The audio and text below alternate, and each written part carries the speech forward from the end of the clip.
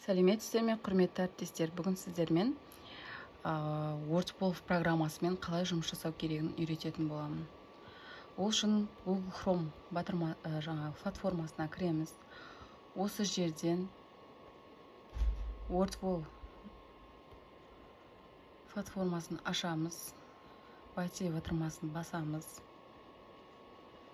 Бұл жерде электронды пошталарыңызбен кіресіздер.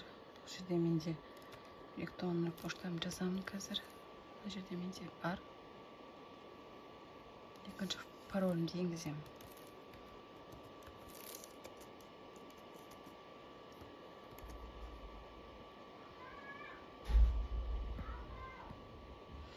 Енді менде осындай бет келіп шықты. Бұл жерде главная страница, функция, менің сабақтарым, менің результаттарым, создать занятие деп тұрады.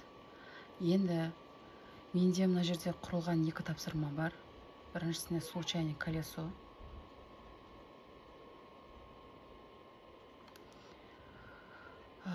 Егер сіз случайный колесода тапсырмаларды өзгерткілеріңіз келсе, мына жерде қаламша батырмасын басасыздар. Осы жерден өзгерте бересіздер сұрақтарыңызды. Ал үшбұрыштың суретін көрсеткілеріңіз келсе, мысалы, мына жерден үшбұрыш трапеция болса, мысалы, трапеция, мысалы, іздеп көресіздер. Сіздерге, мысалы, мына жерде суреттер шығарып береді. Осы біреуін аласыздар, үстін бассаңыздар, мына жерге фотосурет қойыла береді.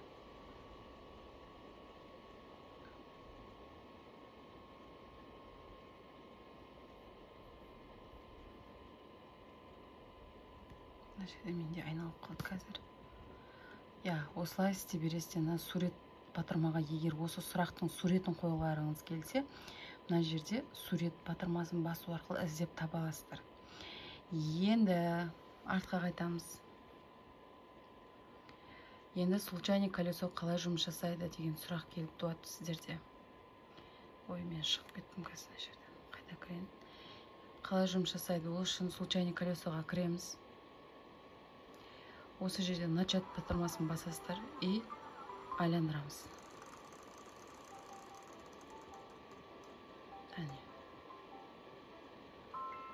Если, мысалы, ол сұраққа жауап беретін болса, мына батырманы басып, сұрақты алып тастайсыздар. Қайтадан айландырасыздар.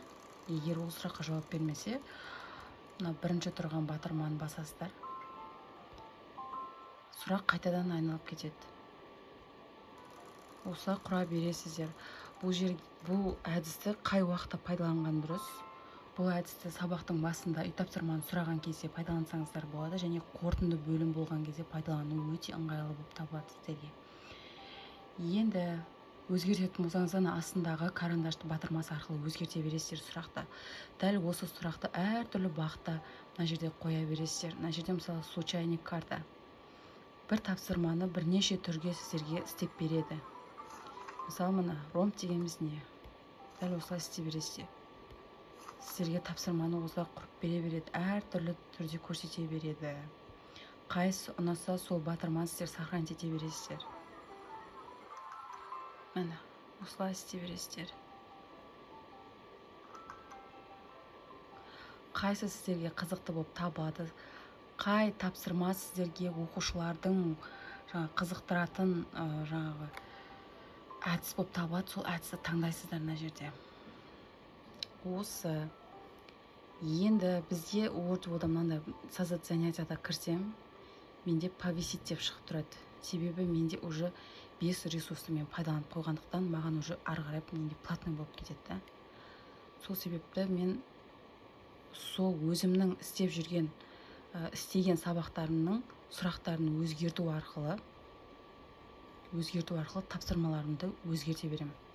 5 сыныпқа барсам, 5 сыныптың тапсырмаларын жаза берем. 6-ға барсам, 6. Бұл жерде мен 8 сыныптың тапсырмасы болып табылады.